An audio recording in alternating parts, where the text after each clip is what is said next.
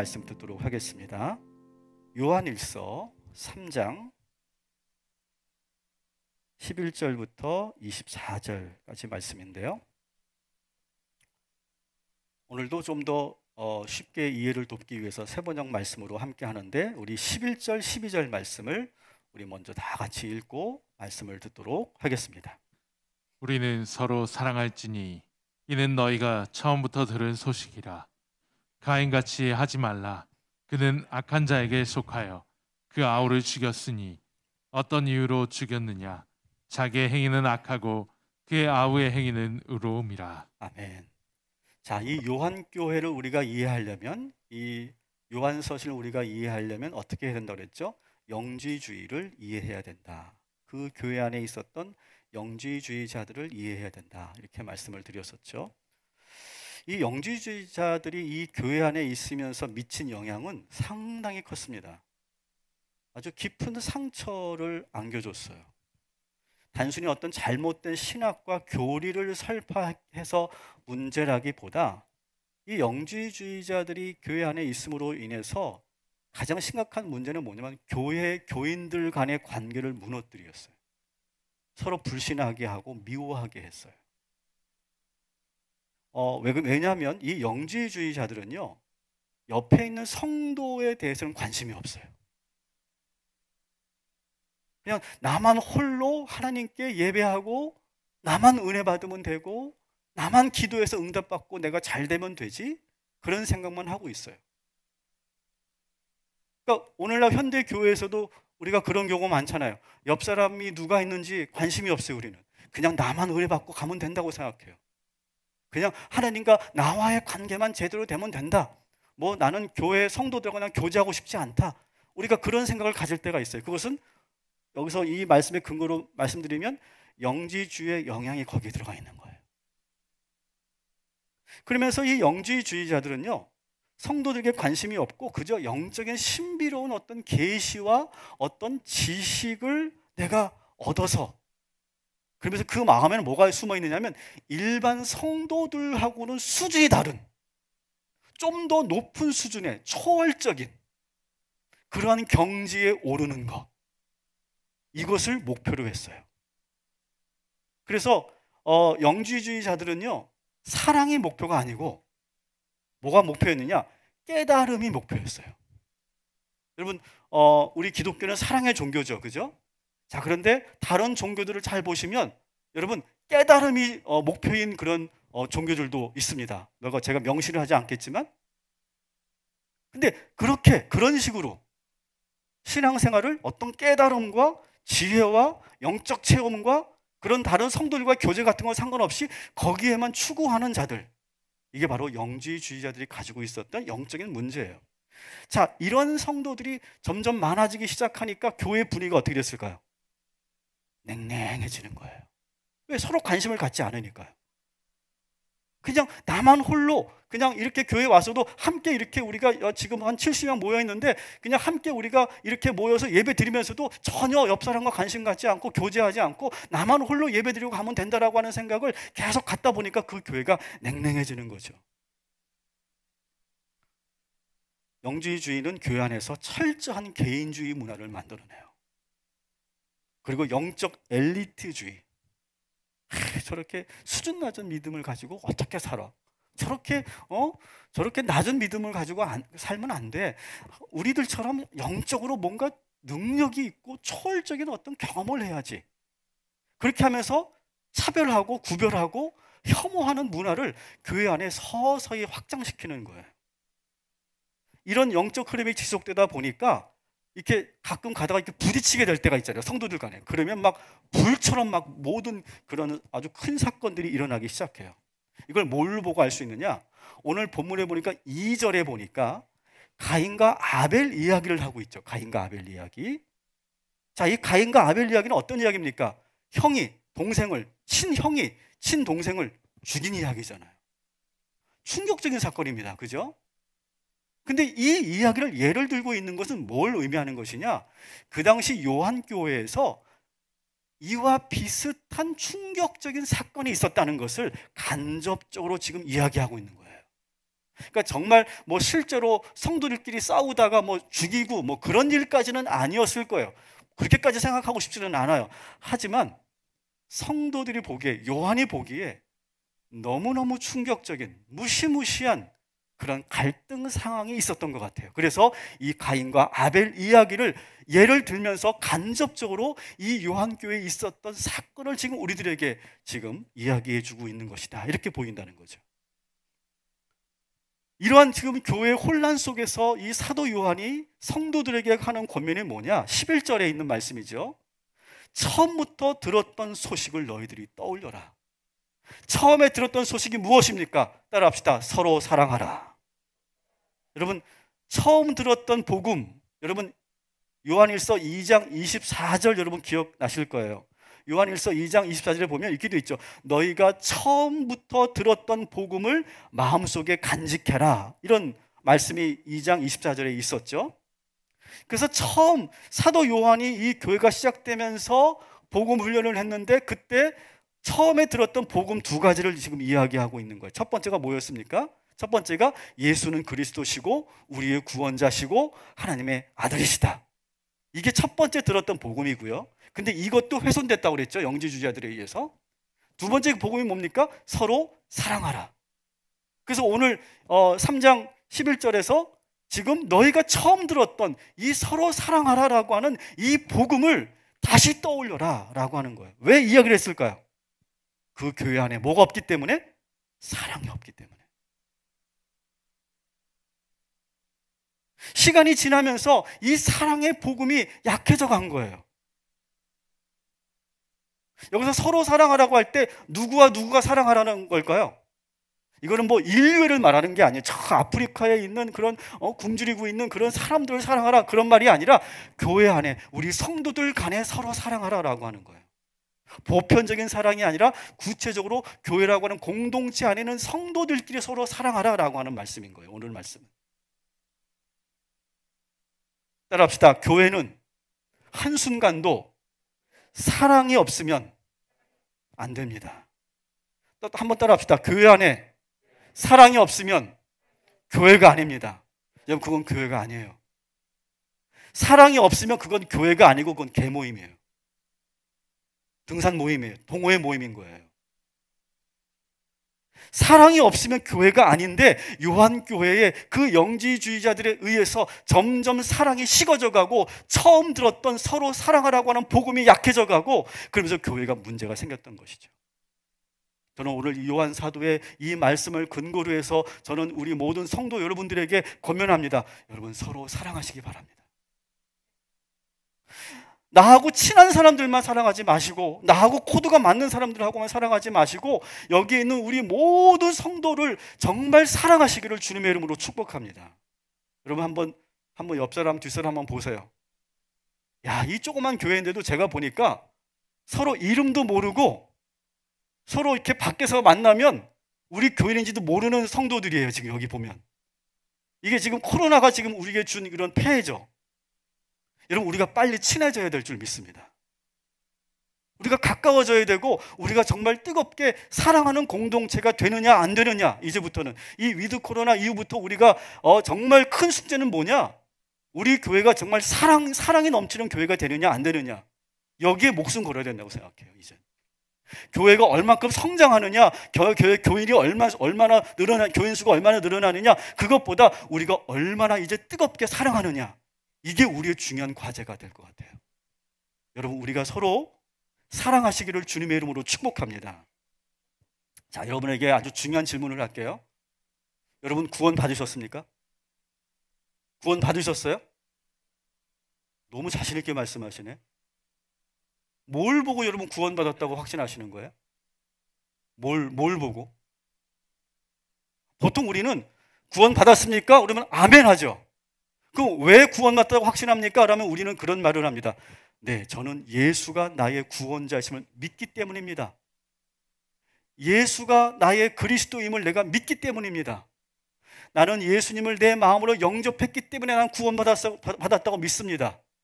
하나님께서 나의 죄를 사해 주셨고 용서해 주셨기 때문에 나는 구원받았습니다. 이렇게 말합니다. 이거 틀린 말 아니에요. 잘 배우신 거예요. 자, 그런데 여기에는요, 그 구원의 확신의 근거가 뭐냐? 믿음이라는 거죠. 믿음. 예수를 내가 믿었으니까 나는 구원받았습니다. 믿음이에요, 믿음. 자, 그런데 오늘 사도 요한은 조금 놀라운 충격적인 이야기를 합니다.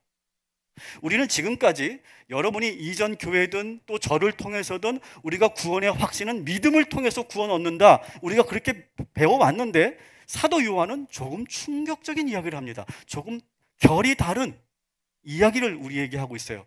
구원의 확증은 어디서 나오느냐? 믿음보다는 어디서 나오느냐? 한번 우리 봅시다. 14절, 대단히 중요한 말씀인데 우리 한번 같이 읽겠습니다.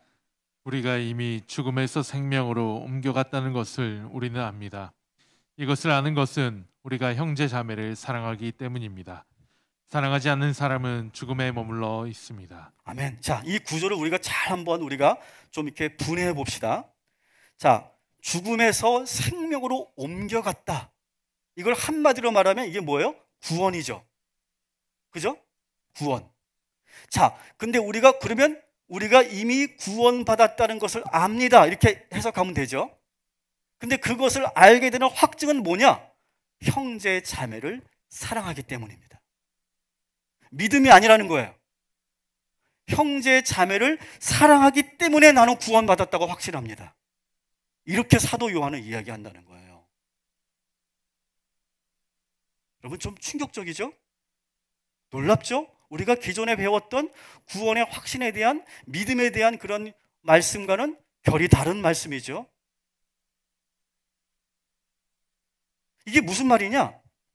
내가 구원받은 사람인지 받지 못한 사람인지 무엇으로 알 수 있느냐? 이거예요.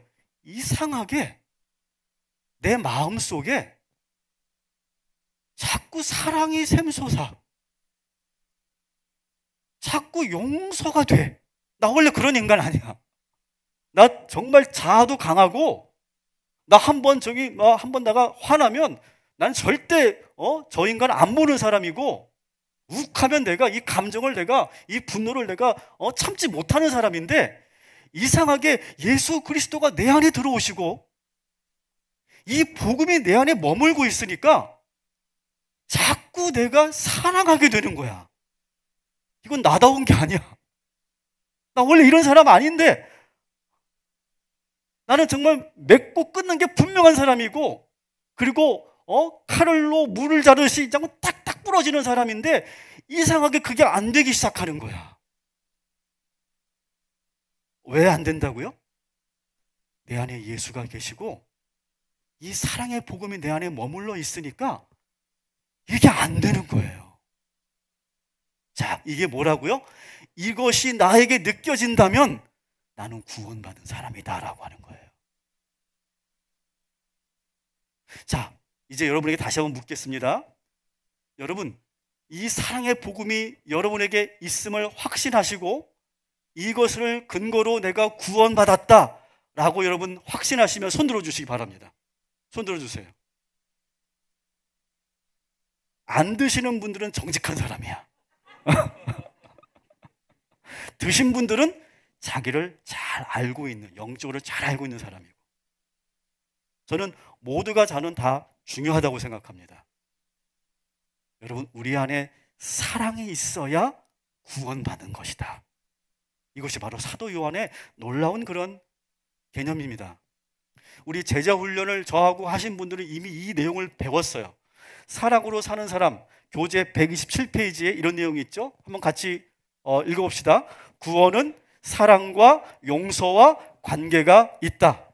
사랑이 없으면 구원받은 것이 아니다. 아주 레디컬하죠. 지금까지 우리는 믿음만 있으면 된다고 생각했는데 그게 아니라는 거예요. 내 안에 사랑이 계속 솟아나야 내가 구원받은 거라는 거예요.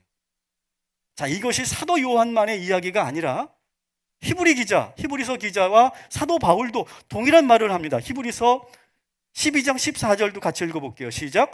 모든 사람과 더불어 화평함과 거룩함을 따르라. 이것이 없이면 아무도 주를 보지 못하리라. 아멘. 자, 보세요. 모든 사람과 화평하지 않으면 앞으로 어떻게 된대요? 주를 보지 못한대요. 주를 보지 못한다는 건 뭐예요? 구원받지 못한다는 얘기잖아요. 다시 가인과 아벨 이야기로 한번 가봅시다. 사도 요한이 가인과 아벨 이야기를 예를 들고 있는데, 가인이 아벨을 미워하기 시작합니다. 막 미움이 막 풍선처럼 막 부풀어 오르기 시작합니다. 그럴 때 하나님께서 이 가인을 아주 세밀하게 관찰하고 계세요. 그의 안색을 관찰하고 계세요. 그의 얼굴이 막 울그락불그락 변하고 있는 것을 관찰하시고 나서 가인에게 하나님께서 창세기 4장 6절에 이렇게 말씀하십니다. 너무 중요한 말씀이에요. 우리 한번 같이 읽겠습니다. 여호와께서 가인에게 이르시되 내가 분하여 함은 어찌 됨이며 안색이 변함은 어찌 됨이냐. 선을 행하지 아니하면 죄가 문에 엎드려져 있느니라. 죄가 너를 원하나 너는 죄를 다스릴지니라. 아멘. 지금 하나님께서 분명하게 지금 경고하고 계시죠. 야, 너의 얼굴이 지금 변하고 있다. 너 그거 모르지? 지금 너의 얼굴이 지금 험상궂게 변하고 있고 살기가 느껴진다. 그러면서 아주 중요한 말씀하십니다. 죄가 지금 너의 문 앞에 엎드러져 있고 죄가 너를 지금 집어삼키려고 한다. 너는 그 죄를 다스려야 된다.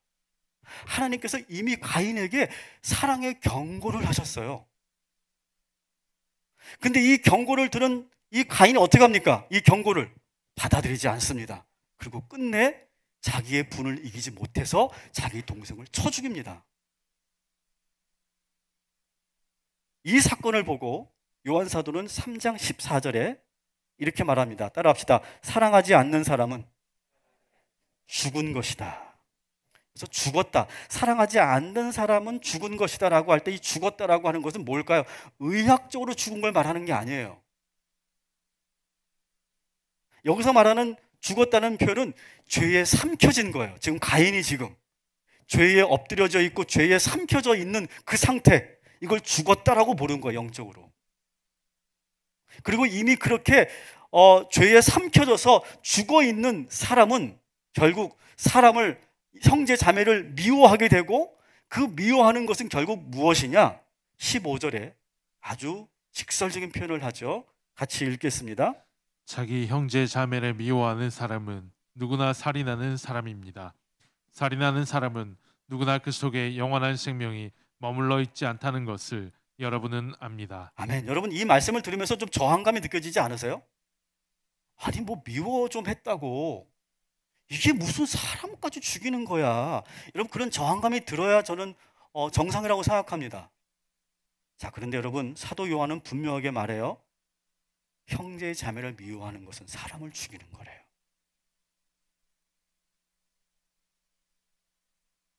자, 그러면서 15절 다시 보여주면 거기 보면 그렇게 사람을 미워하면 죽이는 것이고 그 순간 우리는 어떻게 된대요? 영원한 생명에 머물지 못한대요. 영원한 생명 뭐예요? 구원. 구원에 이르지 못한다는 거예요. 아주 레디컬한 말씀입니다. 우리가 이 말씀에 모두가 찔리죠. 우리가 사람을 안 미워할 수 없잖아요. 우리가 끊임없이 우리 안에 미움이 있잖아요. 우리 한 주간도 우리가 얼마나 많은 사람 미워했습니까? 그죠? 그런데 그러면 어떻게 된대요? 우리가 생명에 이르지 못하고 구원에 이르지 못한다는 거예요.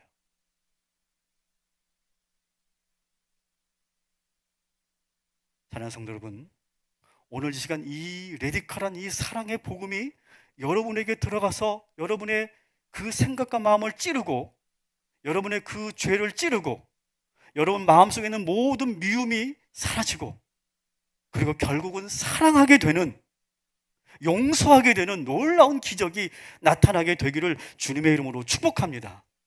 제가 분명히 말씀드렸잖아요. 이상하게 내가 그런 사람이 아닌데 자꾸 내가 용서를 하려고 그래. 나 정신 똑바로 차려야지. 나 이러면 안 돼. 이상하게 근데 자꾸 내가 화가 안 나고 용서가 되는 거야 자꾸. 오히려 내가 막 품어주고 싶고 내가 오히려 막 기도해주고 싶고 막 끌어안아주고 싶고 눈물 흘리면서 내가 막 기도를 하고 싶은 그 마음이 자꾸 생긴다면 우리가 구원에 있는 거라는 거예요.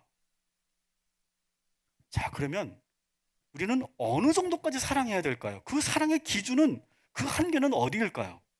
자, 16절 18절 그 사랑의 정도를 이야기하고 있는데 같이 한번 읽겠습니다. 그리스도께서 우리를 위하여 자기 목숨을 버리셨습니다. 이것으로 우리가 사랑을 알게 되었습니다. 그러므로 우리도 형제 자매를 위하여 목숨을 버리는 것이 마땅합니다. 자녀된 여러분, 우리는 말이나 혀로 사랑하지 말고 행동과 진실함으로 사랑합시다. 아멘. 얼만큼 어느 정도로 사랑해야 된대요? 우리 따라합시다. 예수님께서 사랑하셨던 것만큼 우리도 사랑해야 됩니다.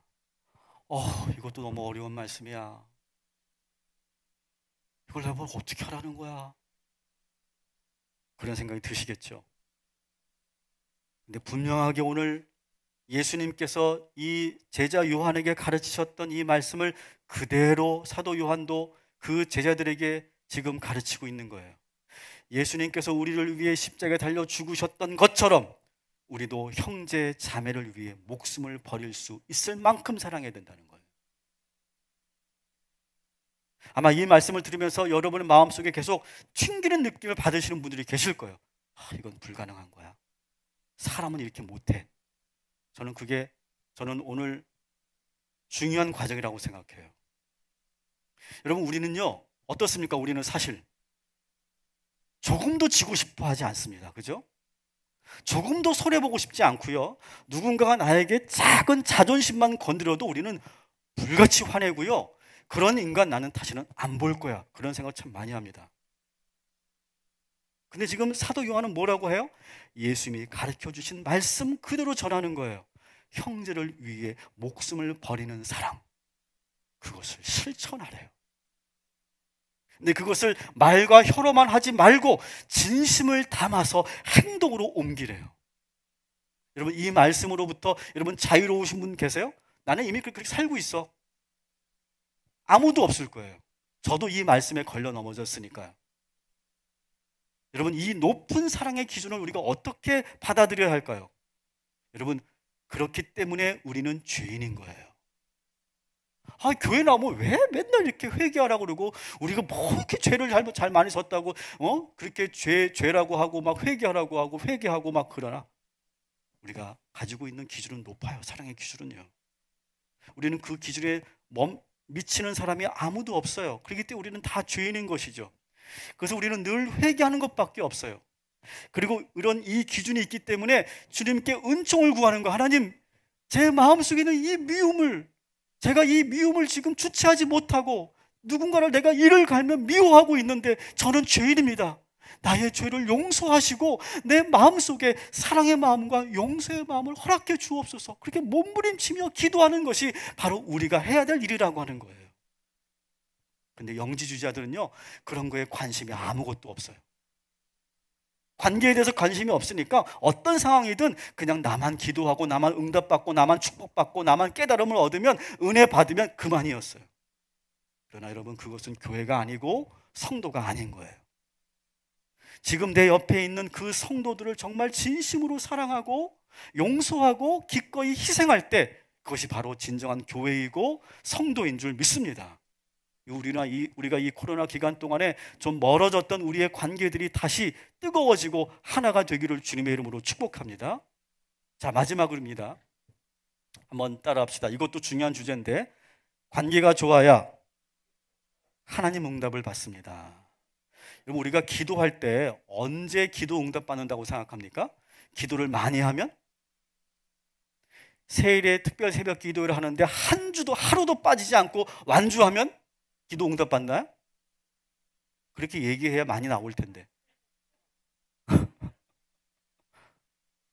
저는 오늘 말씀을 근거로 해서는 그렇게 양심상 할 수는 없을 것 같아요. 우리는 보통 간절하게 기도하거나 아주 기도를 많이 하면 응답받는다고 생각해요. 근데 오늘 아주 중요한 말씀을 또 사도 요한이 하는데, 기도하기 전에 반드시 먼저 해야 될 것이 있대요. 하나님의 계명을 잘 지켜야 된대요. 근데 그 하나님의 계명이 뭐냐? 우리 24절부터 22절부터 24절, 좀 길지만 우리 한번 하나님의 계명이 뭔지, 또 어떻게 해야 기도 응답 받는지를 우리 한번 같이 보도록 하겠습니다. 우리가 구하는 것은 무엇이든지 하나님에게서 받을 것입니다. 우리가 하나님의 계명을 지키고 하나님께서 기뻐하시는 일을 하기 때문입니다.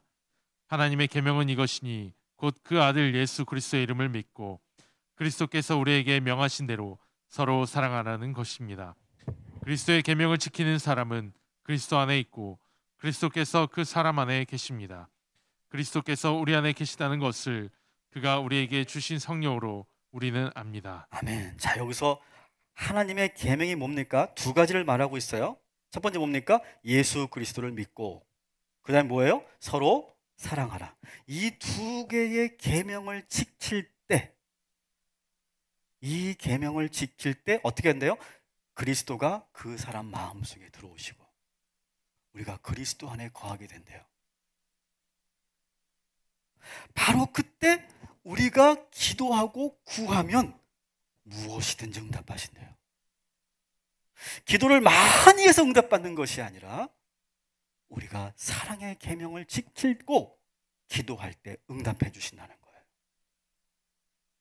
부모의 관계도 좋고 부부와의 관계도 좋고 성도들 간의 관계도 좋고 사회적 관계도 좋을 때, 이 사랑의 계명을 지킬 때 예수 그리스도께서 우리 안에 계시고 우리의 기도를 응답해 주신다.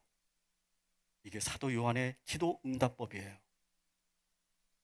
자, 이 말씀을 여러분의 실제 여러분의 삶에 한번 적용해 봅시다. 아마 여러분 다 동의하실 거라고 생각해요. 여러분 어떻습니까? 관계가 좋으면 일이 잘 됩니까? 잘 됩니까? 여러분 관계가 좋으면요 일이 잘 됩니다. 그죠? 근데 여러분 맨날 경쟁하고 싸우고 막 끌어내리고 막 그냥 서로 머리끄리 잡고 싸우고 막 소송 걸고 막 재판하고 막 그냥 원수처럼 지내고 그러면 일이 됩니까? 안 됩니까? 될 수가 없어요. 왜? 그 상대가 날 계속 끌어내릴 거거든요. 여러분 관계가 좋아야 형통해지는 거예요. 이것이 사도 요한이 영적인 그런 차원에서만 말하는 것이 아니라 우리의 실질적인 우리의 관계 속에서 이 원리를 여러분 잘 적용하셔야 돼요. 물론 개인적인 능력이 워낙 뛰어난 출중한 사람들이 있죠. 머리가 너무너무 좋다든지 어떤 그런 여러 가지 능력이 뛰어난 사람은 혼자 이렇게 성공할 수 있지만 여러분 그렇게 한들 뭐 합니까? 관계가 다 깨졌는데 행복하지 않아요, 그 사람들은. 저는 그래서 오늘 5가지를 여러분들이 마음에 새기고 여러분 한 주간 실천하면 좋겠어요. 따라합시다. 관계가 좋아야 기도의 응답을 받습니다. 관계가 좋아야 모든 일이 잘 됩니다.